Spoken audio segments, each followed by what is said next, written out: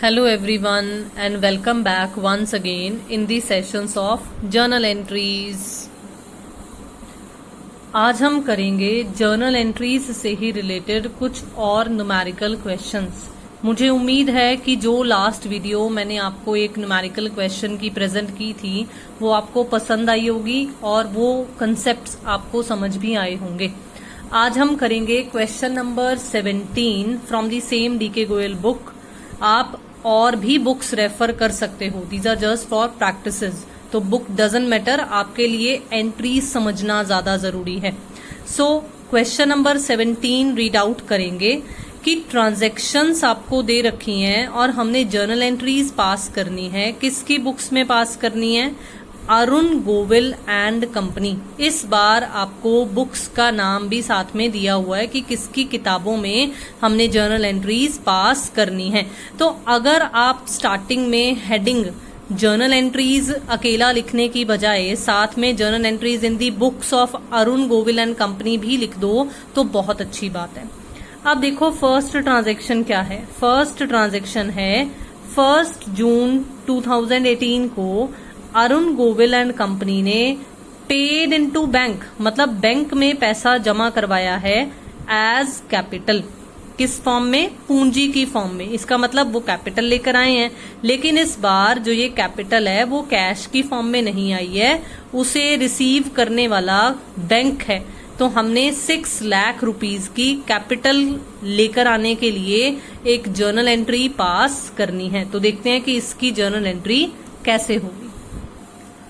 कुछ इस तरह से इस 17th क्वेश्चन की, जो पेज नंबर 9.56 पर था, इसकी 1 जून को ये फर्स्ट जर्नल एंट्री होगी। आप इस तरह से लाइन अप कर लोगे, एक फॉर्मेट ड्रॉ कर लोगे और उसके बाद ये journal entries in the books of Arun Govil and company pass out करोगे। तो फर्स्ट ट्रांजैक्शन जो आपने पास करनी है जर्नल एंट्री की फॉर्म में, जो लिखना है वो क्या है? बैंक अकाउंट डेबिट, क्योंकि इस बार रिसीव करने वाला कौन है? बैंक है। तो bank account debit to Arun Govil's capital account, क्योंकि ये अरुण गोविल एंड कंपनी है, अरुण ने इन्वेस्टमेंट की है, तो यहाँ पर अरुण गोविल का नाम लिखा हुआ आ जाएगा। और आपको जितनी भी जर्नल एंट्रीज हमने अभी तक समझी हैं, आपको पता है कि कैपिटल जो है वो हमेशा क्रेडिट होती है। तो इसलिए to Arun Govil's capital account, जब भी इन्वेस्टमेंट की जाएगी बिजनेसमैन के द्वारा तो ये अकाउंट हमेशा क्रेडिट होगा। तो bank account debit to Arun Govil's capital account, 6 lakh debit में, 6 लाख क्रेडिट में, और यहाँ नरेशन लिख दी जाएगी और इस तरह से ब्रैकेट्स में लिखकर उसे क्लोज भी कर दिया जाएगा। मुझे उम्मीद है कि ये जर्नल एंट्री आपको समझ आ गई होगी। अब हम नेक्स्ट रीड आउट करते हैं। हमारी नेक्स्ट जर्नल एंट्री है, नेक्स्ट ट्रांजैक्शन है 3 जून को, which is purchased goods from Mukesh of the list price of ₹2 lakh at 10% trade discount. So आपको व्यापारिक छूट के बारे में पहले भी बता दिया गया है, आपको सिर्फ नाम ही दे रखा है। तो क्रेडिट नेचर की उधार वाली ये ट्रांजैक्शन है। गुड्स आप परचेज कर रहे हो, तो गुड्स के साथ जब परचेज वर्ड लिखा हुआ आए तो आपको पता है कि कौन से वर्ड का यूज करना होता है। तो देखते हैं कि अब इसकी जर्नल एंट्री भी क्या किया जाएगा और इस कटौती की क्या ट्रीटमेंट होगी। कुछ इस प्रकार से 3 जून की ये ट्रांजैक्शन जर्नलाइज कर दी जाएगी, जिसमें परचेजेस अकाउंट को डेबिट कर दिया जाएगा और मुकेश को, क्योंकि मुकेश गिवर ऑफ गुड्स है, तो मुकेश को क्रेडिट कर दिया जाएगा। और अमाउंट कितना आएगा? जो ट्रेड डिस्काउंट आपको 10% दिया हुआ था वो 10% लेस करके, यानी कि 2 लाख में से 20,000 लेस कर 1,80,000 से इस पर्टिकुलर ट्रांजैक्शन को पास कर दिया जाएगा जर्नल की फॉर्म में।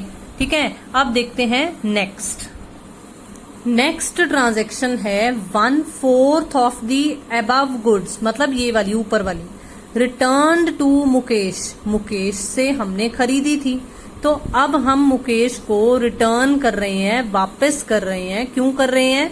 For not being up to specification, मतलब माल में किसी भी प्रकार की कोई कमी थी जिसकी वजह से हम 1/4 माल वापस कर रहे हैं, वो खराब था। ठीक है, अब देखो यहाँ पर आपको अमाउंट नहीं दे रखी है, आपको अमाउंट खुद कैलकुलेट करनी पड़ेगी। कैसे कैलकुलेट होगी? क्योंकि ये जो ट्रांजैक्शन है वो इस ट्रांजैक्शन पर बेस्ड है, यानी कि 3 जून वाली ट्रांजैक्शन में से आपको अमाउंट निकालनी पड़ेगी। अब अमाउंट निकालने के ना 2 तरीके हैं। आपको ये समझाया गया था कि अगर किसी ट्रांजैक्शन पर अर्लियर लिस्ट प्राइस में से ट्रेड डिस्काउंट कटा हुआ हो, व्यापारिक छूट अगर कटी हुई हो, तो जब नीचे हमने उससे रिलेटेड ट्रांजैक्शन में कोई एडजस्टमेंट मतलब देनी है तो वहां पर से भी हमें ट्रेड डिस्काउंट लेस करना पड़ेगा। तो अगर तो आप 2 लाख का 1/4 करते हो, वो कितना आएगा? 50,000। तो 50,000 में से 10% ऑफ 50,000 ट्रेड डिस्काउंट माइनस करना पड़ेगा। आपके पास कितना आएगा? 45,000। ठीक है। बिल्कुल इसी तरीके से देखो, अगर आप सीधा ही जो आपने अभी अभी जर्नल एंट्री पास की थी 1,80,000 से, अगर आप 1,80,000 का ही जिसमें ऑलरेडी ट्रेड डिस्काउंट कटा हुआ है वो उसका 1/4 कर दोगे तो भी आप कैलकुलेट करके देख लीजिए 45,000 ही आएगा। तो जैसे आपको ठीक लगता है आप वैसे कर सकते हो। बस याद ये रखना है कि अगर लिस्ट प्राइस का कैलकुलेट कर रहे हो तो ट्रेड डिस्काउंट जरूर माइनस करना है। आप देखते हैं इसकी जर्नल एंट्री। मुकेश इस बार रिसीवर ऑफ गुड्स बन जाएगा, क्योंकि हमने रिटर्न की हैं तो मुकेश ने रिसीव की हैं, तो मुकेश अकाउंट डेबिट हो जाएगा। और क्योंकि परचेज रिटर्न है, गुड्स बाहर जा रही हैं लेकिन सेल की फॉर्म में नहीं जा रही हैं, माल खराब की फॉर्म में जा रही हैं, रिटर्न हो रही है, तो इसलिए परचेज रिटर्न अकाउंट को क्रेडिट कर दिया जाएगा। ठीक है। तो कुछ इस प्रकार से ये जर्नल एंट्री पास कर दी जाएगी। और ध्यान से देखो, वही 45,000 जो मैंने अभी अभी आपको ओरली समझाया है वो यहाँ पर लिख दिया जाएगा और नरेशन लिखकर एंट्री क्लोज कर दी जाएगी। Coming to the next. अब देखिए 6 जून की ट्रांजैक्शन इशू किया है हमने एक चेक मुकेश को for the amount due to him. अब कितना अमाउंट ड्यू है ये फिर से हमें निकालना पड़ेगा। After deducting 2% as cash discount, इसका मतलब जो अमाउंट ड्यू हम निकालेंगे उस पर हमने 2% का कैश डिस्काउंट उसे देना है, या हमने इशू किया है तो इसका मतलब हमें 2% का कैश डिस्काउंट मिल रहा है। मिलना मतलब रिसीव होना, तो दिस इज डिस्काउंट रिसीव्ड। अब आपको मुझे नहीं लगता कि बताने की जरूरत है कि डिस्काउंट रिसीव्ड डेबिट होता है कि क्रेडिट होता है, क्योंकि हमने ऐसी बहुत जर्नल एंट्रीज कर ली हैं जिसमें हमने सीखा है कि डिस्काउंट रिसीव्ड हमारा फायदा है और नॉमिनल अकाउंट का रूल कहता है कि नाम मात्र खाते का रूल क्या कहता है कि डिस्काउंट रिसीव्ड को क्रेडिट किया जाना चाहिए। ठीक है। अब मुकेश को हम क्या पेमेंट कर रहे हैं? चेक के थ्रू पेमेंट कर रहे हैं। कितनी कर रहे हैं? देखो, इसे मैं जर्नल एंट्रीज के पॉइंट ऑफ व्यू से ही आपको समझाऊंगी, तो देखते हैं कि इसकी जर्नल एंट्री क्या है। देखिए, एक तो 3 जून की ट्रांजैक्शन में मुकेश एग्जिस्टेंस में आया था, एक 4 जून की ट्रांजैक्शन में मुकेश एग्जिस्टेंस में आया था। मुकेश क्रेडिट हुआ था, मुकेश यहाँ 4 जून में डेबिट हुआ था। तो अब क्या है, कितना मुकेश अभी भी क्रेडिट पड़ा है? क्रेडिट अभी वो कितना पड़ा है? जब हम 1,80,000 में से 45,000 लेस कर देंगे तो मुकेश अभी भी 1,35,000 क्रेडिट में पड़ा है।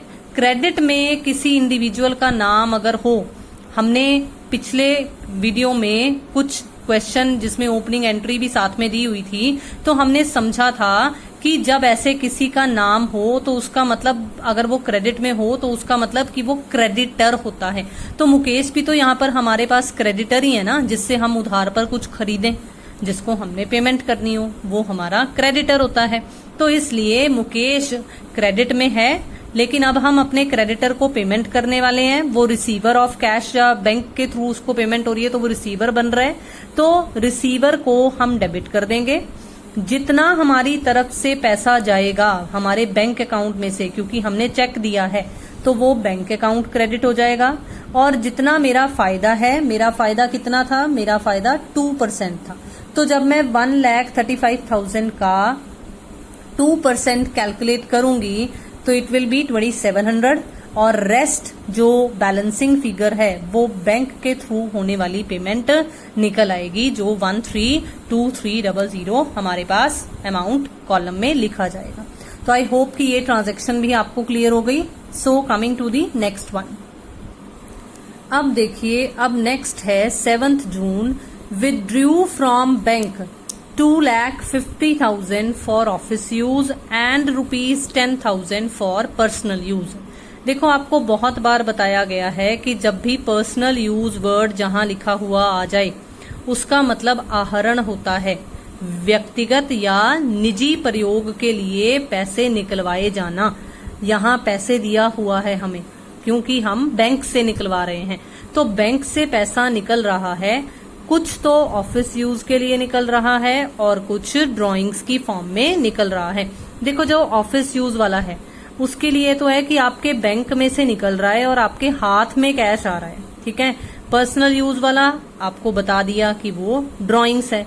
दोनों ही केसेस में बैंक कौन है? गिवर है, बैंक देने वाला है। बैंक दे रहा है तो ये पैसा 2.5 लाख हमारे हाथ में आ रहा है, और बैंक दे रहा है तो ये 10,000 हम अपने पर्सनल यूज के लिए यूज कर रहे हैं। तो देखते हैं कि इसकी क्या जर्नल एंट्री होगी। देखो, जितना पैसा 2,50,000 हमें ऑफिस यूज के लिए चाहिए था उसके लिए कैश अकाउंट डेबिट हो जाएगा, because debit what comes in, ये कैश आकर हमारे हाथों में आ जाएगा, बैंक में से निकलकर हमारे हाथों में आ जाएगा। तो इसलिए डेबिट व्हाट कम्स इन का रूल इस पर लग जाएगा और कैश अकाउंट डेबिट हो जाएगा। इसके लिए मैं कहूंगी जरूर आप वो वीडियो चेक कीजिए जिसमें मैंने आपको एक्सक्लूसिवली बैंकिंग ट्रांजैक्शंस के बारे में समझाया था। ये उसी से रिलेटेड ट्रांजैक्शन है। ड्राइंग्स अकाउंट को डेबिट कर दिया जाएगा क्योंकि यहाँ पर जो हमारा प्रोपराइटर है वो पर्सनल यूज के लिए पैसे ले रहा है, वो रिसीव कर रहा है ड्राइंग्स की फॉर्म में पैसे, तो ड्राइंग्स अकाउंट डेबिट हो जाएगा 10,000। मैंने क्यों रिसीवर बोला, मैंने क्यों पर्सनल अकाउंट का रूल बताया, क्योंकि आपको बहुत बार बता दिया है कि ड्राइंग्स को पर्सनल अकाउंट में कवर किया जाता है, तो उसका rule debit the receiver and credit the giver होता है। यहाँ पर प्रोपराइटर यानी कि जो बिजनेसमैन है, जो ऑनर है, वो रिसीवर ऑफ बैंक यानी कि रिसीवर ऑफ कैश बन रहा है। और क्योंकि बैंक गिवर है तो यहाँ पर बैंक दोनों के टोटल से क्रेडिट हो जाएगा। तो मुझे उम्मीद है कि ये ट्रांजैक्शन भी आपको क्लियर होगी। सो फिर से देखते हैं कि नेक्स्ट क्या है।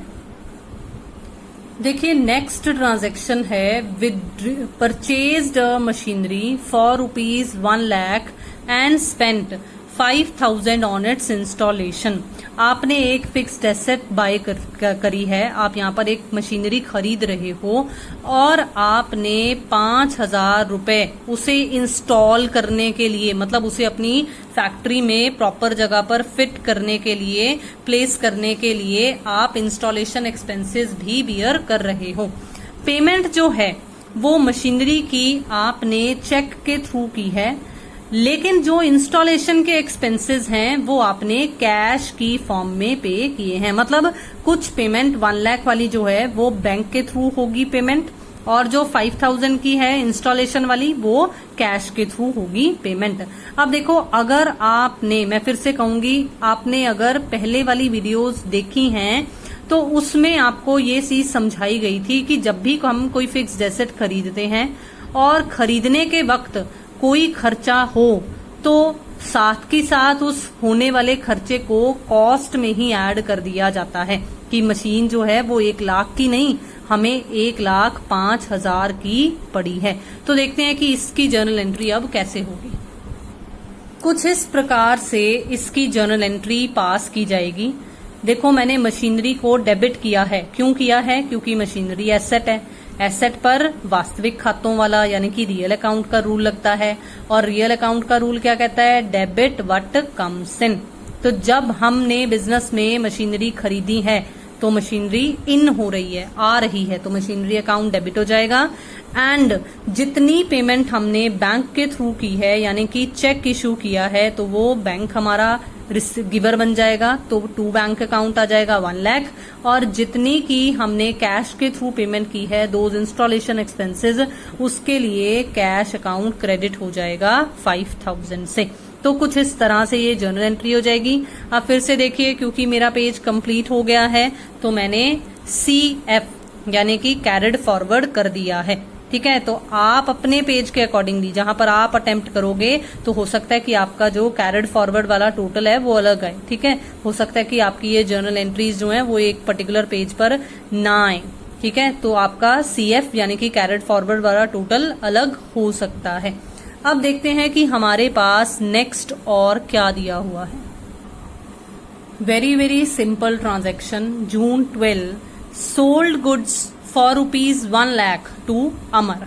तो आपने गुड्स सेल की हैं, किसको सेल की हैं? अमर को सेल की हैं। तो बहुत ही आसान है, अमर रिसीवर है और आप गुड्स के साथ सोल्ड वर्ड लगा हुआ है तो आपको पता है कि कौन से अकाउंट को क्रेडिट करना है। तो इसकी journal entry, Amar account debit to sales account, ₹1 lakh debit में एंड ₹1 लाख क्रेडिट में। ठीक है, डुअल एस्पेक्ट भूल मत जाना, डेबिट में लिखना है, क्रेडिट में भी लिखना है। कुछ ऐसी एंट्रीज होती हैं जिनमें एक से ज्यादा डेबिट या एक से ज्यादा अकाउंट्स क्रेडिट होते हैं, तो जरूर चेक कर लेना चाहिए साइड बाय साइड कि हमारी डेबिट्स का टोटल हमारी क्रेडिट्स के टोटल के बराबर है या नहीं है। So again moving on to the next transaction. Now the next transaction is June 13. Amar clears his account by giving a check of ₹98,500। देखो, अमर को हमने सेल्स कितने की थी? अभी हमने देखा 1 लाख की। और अमर अकाउंट क्लियर कर रहा है, मतलब ये एक इस तरह की लाइन है जिसमें कई बार लिखा होता है ना कि पूर्ण तौर से भुगतान कर दिया, full settlement of his account कर दिया। तो यहाँ आप 1 लाख से कंपैरिजन करोगे तो आपको पता चलेगा कि यहाँ पर डिस्काउंट निकल रहा है। अब खुद सोचकर देखो, अमर से हमने रिसीव करने थे 1 लाख, अमर दे रहा है पैसे 98,500, इसका मतलब हमने उसे डिस्काउंट अलाउ किया है। और देखो, चेक जो है वो इमीडिएटली बैंक में भेज भी दिया है। अगर ना भेजा होता तो हम चेक इन हैंड अकाउंट को डेबिट करते। ठीक है, तो अब देखते हैं कि इसकी जर्नल एंट्री क्या होगी। तो कुछ इस तरह से इसकी जर्नल एंट्री आ जाएगी। जितना हमारे बैंक ने रिसीव कर लिया उतने के लिए बैंक अकाउंट डेबिट हो जाएगा।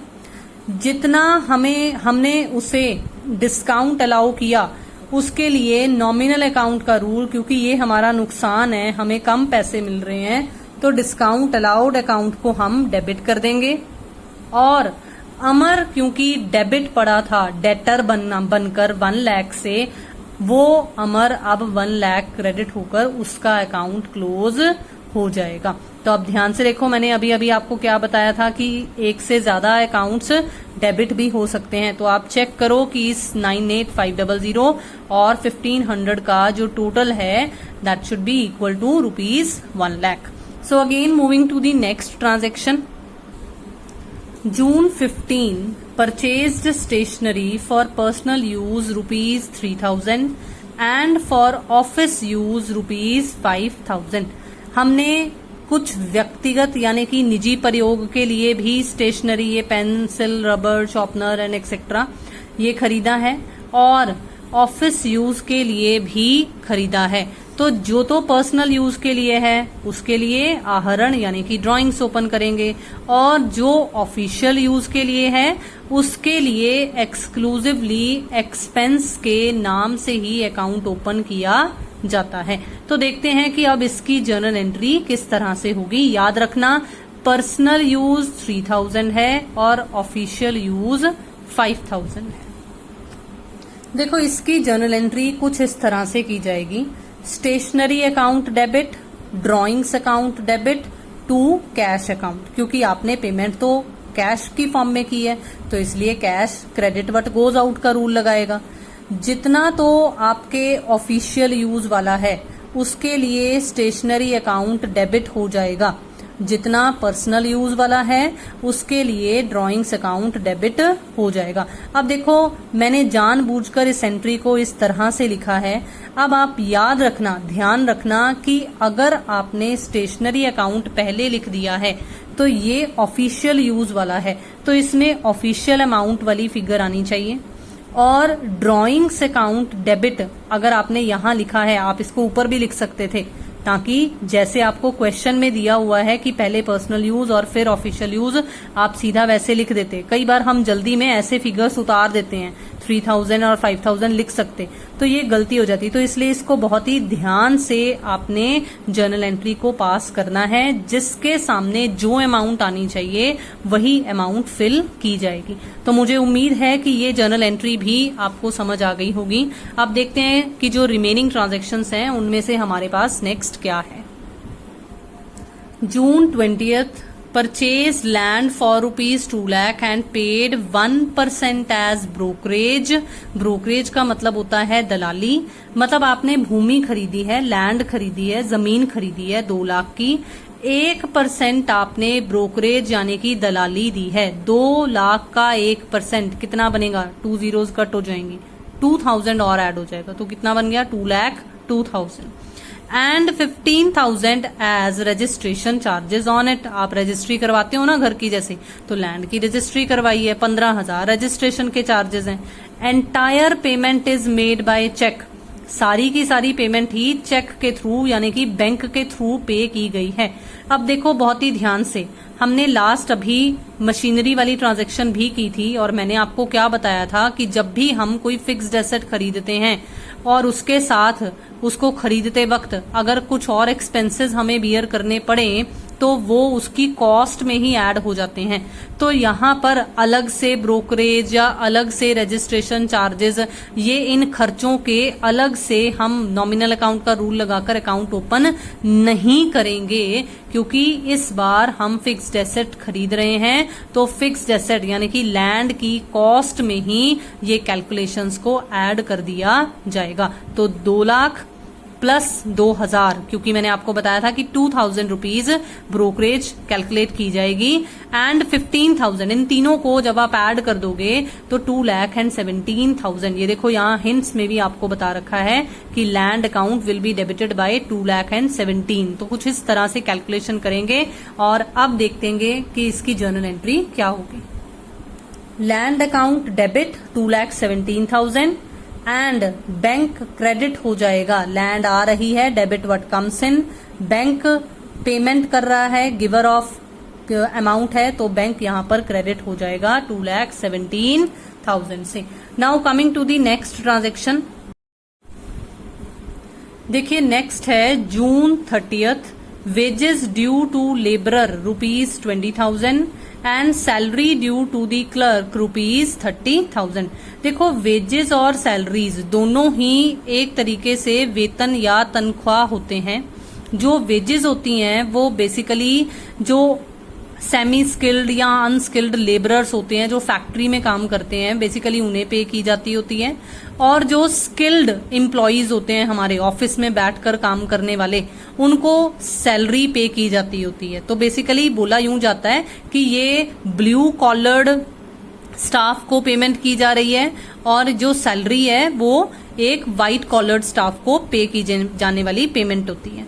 तो ये दोनों ही ड्यू हैं, आपको बताया गया है। ड्यू का मतलब यहाँ पर वो कोल्ड ड्रिंक नहीं है, यहाँ पर ड्यू का मतलब क्या है कि आउटस्टैंडिंग है।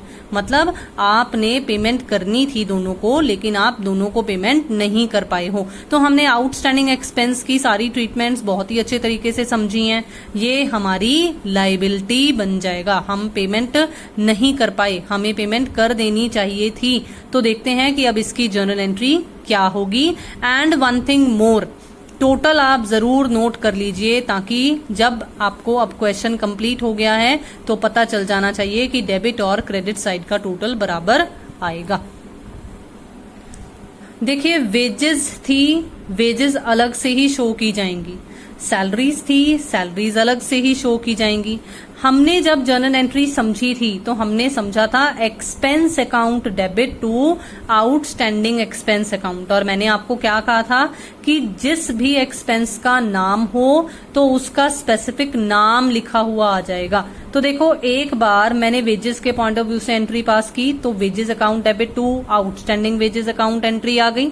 फिर मैं सैलरीज के पॉइंट ऑफ व्यू से करूंगी तो salaries account debit to outstanding salaries account journal entry आ जाएगी। अगर मैं चाहती तो 30 जून 2 बार लिखकर वेजेस की अलग से और सैलरीज की अलग से एंट्री पास कर सकती थी, लेकिन जब कुछ ट्रांजैक्शंस एक ही नेचर की हों और एक ही सेम डेट को हो तो हम एक मिक्स्ड एंट्री पास कर देते होते हैं, जिसे कंपाउंड एंट्री कहा जाता होता है। ये कंसेप्ट आपको पहले भी बताया गया है क्वेश्चंस के जरिए, आज एक बार फिर से आपको ये रिपीट कर दिया गया है। तो मुझे उम्मीद है कि ये जर्नल एंट्री आपको समझ आ गई होगी। मैं फिर से कहूंगी, देखो डेबिट क्रेडिट का टोटल तो बराबर आएगा ही, लेकिन मैं फिर से कहूंगी कि ध्यान दे लेना कि जो वेजेस के सामने यहां लिखा गया है वही आउटस्टैंडिंग वेजेस के सामने यहां क्रेडिट में लिखा हुआ होना चाहिए। बिल्कुल इसी तरीके से जो सैलरीज के सामने लिखा हुआ है वो आउटस्टैंडिंग सैलरीज के ऑपोजिट क्रेडिट में लिखा हुआ होना चाहिए। सो यू कैन चेक कि जब मैंने डेबिट और क्रेडिट का टोटल कैलकुलेट किया है तो दोनों साइड्स का जो टोटल है वो 18 लाख इक्वल आ रहा है। तो मुझे उम्मीद है कि ये क्वेश्चन आपको अच्छा लगा होगा, समझ में आया होगा। एक और क्वेश्चन है जिसे आज ट्राई कर इस चैप्टर को क्लोज करने की कोशिश करेंगे। देखिए अब हम करेंगे क्वेश्चन नंबर 20 जो इसी पेज पर पेज नंबर 9.57 पर है। Generalized the following transactions. इस बार आपको डेट कॉलम के लिए कोई डेट नहीं दे रखी है, आपको सीक्वेंस में दी हुई है जर्नल एंट्रीज। सो आप क्या करोगे, you will put a question mark in the date column. Goods for 50,000 were destroyed by fire. पहली ट्रांजेक्शन आपको ये गुड्स लॉस्ट बाय फायर की दे रखी है। तो आपको मैंने लास्ट टू लास्ट वीडियो में, जिसमें मैंने थ्योरेटिकल पॉइंट ऑफ व्यू से ये कुछ special entries related to goods cover की थी, ये आपको बताया था। तो अब हमें यहाँ पर उसी से रिलेटेड जर्नल एंट्री पास करनी है। तो देखते हैं कि इसकी क्या जर्नल एंट्री होगी। आग लगने की वजह से गुड्स डिस्ट्रॉय हो गई हैं, सेल के पर्पस से बाहर नहीं निकली हैं, तो क्या होगा। नॉमिनल अकाउंट का रूल समझते हुए ये लॉस हमारा नुकसान है तो इसे डेबिट कर दो, और क्योंकि सेल के पॉइंट ऑफ व्यू से गुड्स बाहर नहीं निकल रही हैं, हमारी परचेजेस का ही बैलेंस कम हो रहा है, इसलिए परचेजेस को यहाँ पर क्रेडिट कर दिया जाएगा। तो loss by fire account debit to purchases account 50,000 debit में और 50,000 क्रेडिट में ये गुड्स लॉस्ट बाय फायर की जर्नल एंट्री कुछ इस तरीके से पोस्ट कर दी जाएगी। अब देखते हैं नेक्स्ट। देखिए इस बार है goods worth ₹18,000 were distributed as free sample. आपको बताया था कि जब हम फ्री में हमारी गुड्स को डिस्ट्रीब्यूट करते हैं तो इसका मतलब है कि हम हमारी वस्तुओं का, माल का विज्ञापन कर रहे हैं, मतलब एडवर्टीजमेंट कर रहे हैं। And 20,000 were given away as charity in cash, और 20,000 हमने कैश की फॉर्म में दान कर दिया है। तो देखते हैं कि अब इन दोनों की किस तरह से जर्नल एंट्री पास की जाएगी। कुछ इस तरह से इन दोनों ट्रांजैक्शंस की जर्नल एंट्री पास की जाएगी। मैं फिर से बता रही हूँ कि अलग अलग भी पास कर सकते हैं, कि एडवर्टीजमेंट टू परचेजेस अलग से पास कर दो और चैरिटी टू कैश अलग से पास कर दो, लेकिन क्योंकि ये हमें एक ही सीरियल नंबर के अंडर दे रखी थी तो इसलिए मैंने दोनों की इकट्ठी ही एक कंपाउंड एंट्री पास कर दी है। Advertisement account debit to purchases account, ये उन गुड्स के लिए है जिन्हें एज फ्री सैंपल हमने डिस्ट्रीब्यूट किया है। एंट्री बहुत अच्छे तरीके से मैं थ्योरेटिकल पॉइंट ऑफ व्यू से जब आपको मैंने वीडियो कवर करवाई थी, लास्ट टू लास्ट वीडियो, उसमें मैं कवर करवा चुकी हूँ। बिल्कुल इसी तरीके से charity account debit to cash. इस बार हम चैरिटी की फॉर्म में गुड्स नहीं दे रहे हैं, कैश दे रहे हैं, तो कैश हमारी तरफ से बाहर जा रहा है, तो यहाँ पर टू कैश अकाउंट क्रेडिट हो जाएगा। अब देखते हैं नेक्स्ट। अब है goods worth ₹25,000 and cash ₹40,000 were taken away by the proprietor for his personal use. इसका मतलब व्यापारी ने बिजनेस से अपने निजी पर्पस के लिए, निजी यूज के लिए कुछ गुड्स निकलवाई हैं और कुछ कैश विड्रॉ किया है। तो जब निजी पर्पस वर्ड लिखा हुआ आ गया तो वो ड्राइंग्स होती हैं, यानी कि आहरण होते हैं। तो देखते हैं कि अब इन ड्राइंग्स की, जिन्हें गुड्स और कैश की फॉर्म में निकाला गया है, वो कैसे जर्नलाइज की जाएगी। दोनों ड्राइंग्स हैं, चाहे हमने गुड्स विड्रॉ किए हैं, चाहे वो कैश की फॉर्म में विड्रॉ हुआ है, तो इसका मतलब दोनों का टोटल ड्राइंग्स अकाउंट डेबिट कर दिया जाएगा। जितने तो गुड्स विड्रॉ किए हैं उसके लिए परचेजेस अकाउंट को क्रेडिट कर दिया जाएगा, और जितना कैश की फॉर्म में विड्रॉ हुआ है उसके लिए हम क्रेडिट व्हाट गोज आउट, दोनों के लिए ही मैं कहूंगी क्रेडिट व्हाट गोज आउट लगेगा, क्योंकि हमारी गुड्स भी, हमारा स्टॉक भी हमारी एसेट होता है। तो परचेजेस गुड्स के लिए क्रेडिट हो जाएगा और कैश कैश के लिए क्रेडिट हो जाएगा। अब नेक्स्ट, अब है goods worth ₹20,000 and cash ₹5,000 were given away as charity. तो अब फिर से दो चीजें हैं, लेकिन इस बार दोनों ही चैरिटी की फॉर्म में दी जा रही हैं। तो देखते हैं कि अब क्या होगा। कुछ नहीं होगा, जर्नल एंट्री पास की जाएगी और वो कुछ इस तरह से होगी। चैरिटी अकाउंट डेबिट हो जाएगा, जो हमने ऊपर ड्राइंग्स किया था उसकी जगह पर अब चैरिटी अकाउंट आ जाएगा। फिर से वही सेम कंसेप्ट, जितनी गुड्स विड्रॉ की गई हैं, जितनी गुड्स चैरिटी की फॉर्म में दी गई हैं, उसके लिए परचेजेस अकाउंट क्रेडिट हो जाएगा, और जितना हमने कैश की फॉर्म में दान दिया है उसके लिए कैश क्रेडिट हो जाएगा। तो मुझे उम्मीद है कि ये पर्टिकुलर एंट्री भी आपको समझ में आ गई होगी। अब फिर से देखते हैं कि एक लास्ट ट्रांजैक्शन जो बची है वो कौन सी है। देखिए, अब है कैश 1 लाख रुपए का वर स्टोलन, स्टोलन हो जाना मतलब चोरी हो जाना, थेफ्ट हो जाना, from the iron safe of the trader, मतलब जिसके बारे में हमें, जिस व्यापारी के बारे में ये बता रखा है कि उसकी तिजोरी में से पैसा चोरी कर लिया गया है। तो this is loss by theft. और क्या निकल रहा है? गुड्स नहीं निकल रही हैं, कैश निकल रहा है। तो आपको, मुझे लगता है कि एंट्री समझ में आ जानी चाहिए। फिर से मैं कहूंगी अगेन, टोटल चेक करके रख लीजिए, नोट करके रख लीजिए, ताकि हम देख सकें कि हमारा जो क्वेश्चन है वो सही अटेम्प्ट किया है हमने या नहीं। देखिए, loss by theft account debit to cash account, कुछ इस तरह से ये जर्नल एंट्री पास कर दी जाएगी। 1 लाख डेबिट में और 1 लाख क्रेडिट में आ जाएगा। एंड फिर से मैं कहूंगी कि आप देख सकते हो कि जो टोटल है वो हमारे पास 278,000 दोनों साइड्स का हमारे पास निकल रहा है। तो मुझे उम्मीद है कि आज का भी ये सेशन आपको काफी पसंद आया होगा। मेरी तरफ से अब ये जर्नल एंट्रीज के सेशन कंप्लीट हैं। सब्सक्राइब दी चैनल, अगर आपने अभी तक चैनल को सब्सक्राइब नहीं किया है, बेल आइकन प्रेस करना बिल्कुल मत भूलिएगा। शेयर कीजिए वीडियोस को, लाइक कीजिए वीडियोस को। कीप वॉचिंग, जुड़े रहिए चैनल के साथ। Thank you so much and have a nice day.